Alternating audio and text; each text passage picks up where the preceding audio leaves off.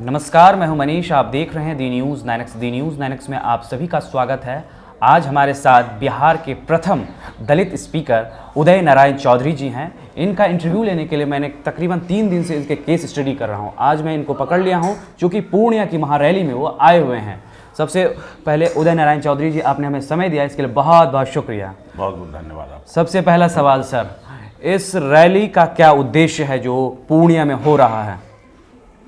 देखिए मनीष जी, ये पूर्णिया में जो रैली है, ये पूर्णिया के लिए केवल रैली नहीं है।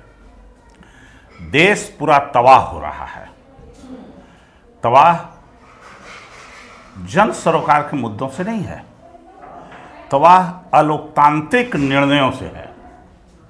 उदाहरण के लिए, जो बोलेगा, जो लिखेगा, जो सत्ता के खिलाफ आवाज़ उठाएगा, उसको जेल का रास्ता देखना पड़ेगा। उदाहरण के लिए, हिंडनबर्ग अडानी के खिलाफ जो खुलासा किया तो बीबीसी पर छापा पड़ा।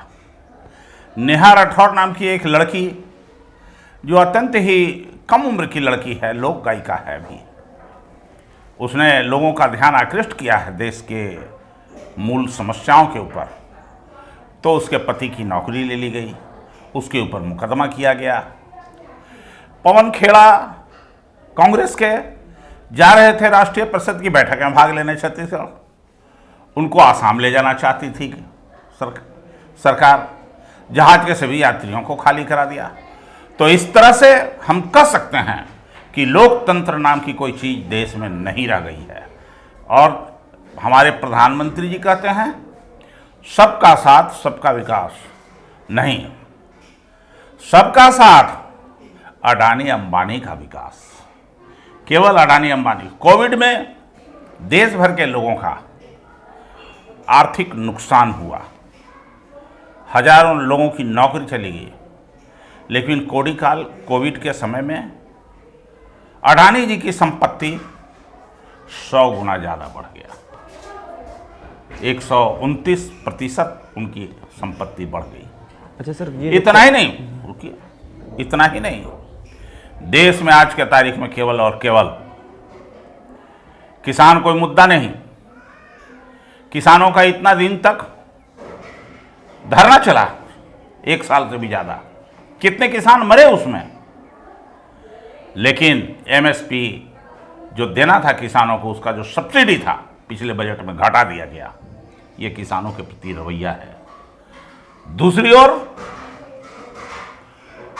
हिंदू और मुस्लिम केवल देश में चलाया जा रहा है। मॉब लिंचिंग हो रहा है।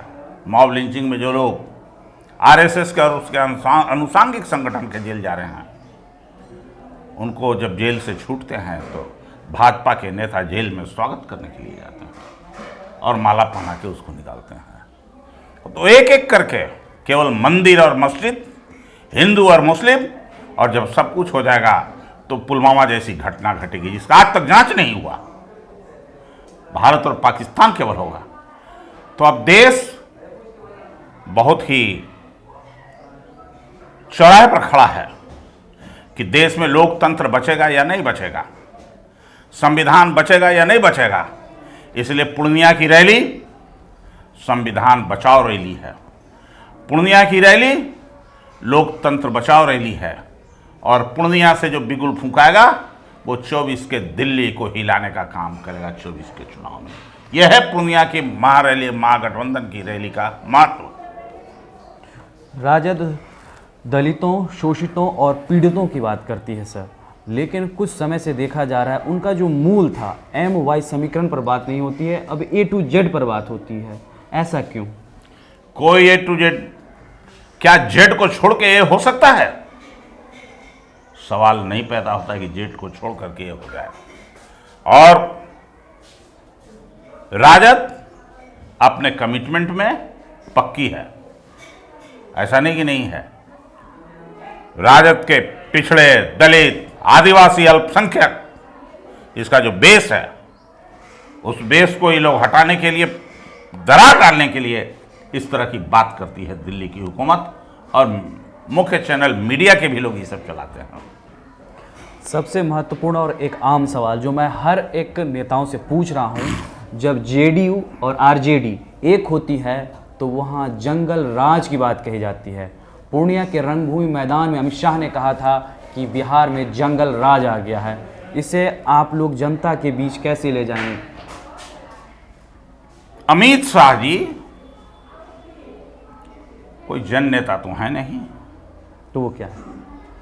वो तो मैनेजमेंट के हैं, अडानी के नेता हैं, अंबानी के नेता हैं। और जो कुछ हुआ हम उसके बारे में कह नहीं सकते अभी पूरी बात। जस्टिस लोया का क्या हुआ, अभी तक देश की आम जनता में इसके लिए आशंका है। कोर्ट के फैसले के संदर्भ में क्या हुआ, गोधरा की जो घटना घटी उसके संदर्भ में कि जब खुलासा किया बीबीसी ने तो उसके यहां छापा पड़ी। तो इससे विपक्ष आहत नहीं है, विपक्ष मुस्तैदी के साथ उनके इन हथियारों का मुकाबला करेगी आम जनता के सहारे। महागठबंधन पूरी तरह तैयारी कर रही है, 2024 को लेकर क्या स्ट्रेटेजी बनेगी? ये आगे के बड़े नेता लोग बनाएंगे।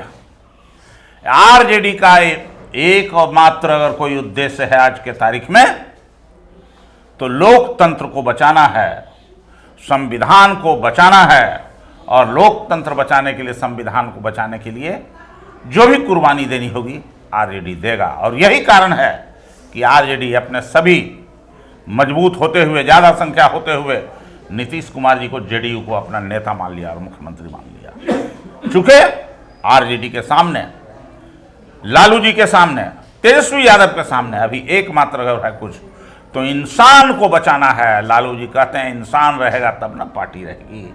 अब तो इंसान पर ही खतरा उत्पन्न हो गया है जो आज के तारीख में। इसलिए तेजस्वी यादव ने कहा कि हम बड़ी पार्टी होते हुए हम माननीय मुख्यमंत्री जी को अपना नेता मानते हैं। सर, इस समय राजनीति में आरक्षण के चर्चे नहीं होते हैं, इसके पीछे का कारण क्या है?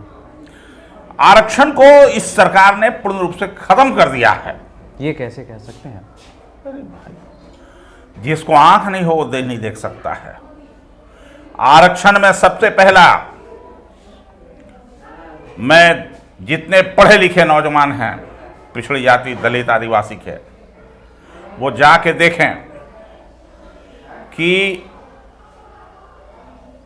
जो जिस कोटि का है उसी कोटि में रहेगा। इसका मतलब क्या?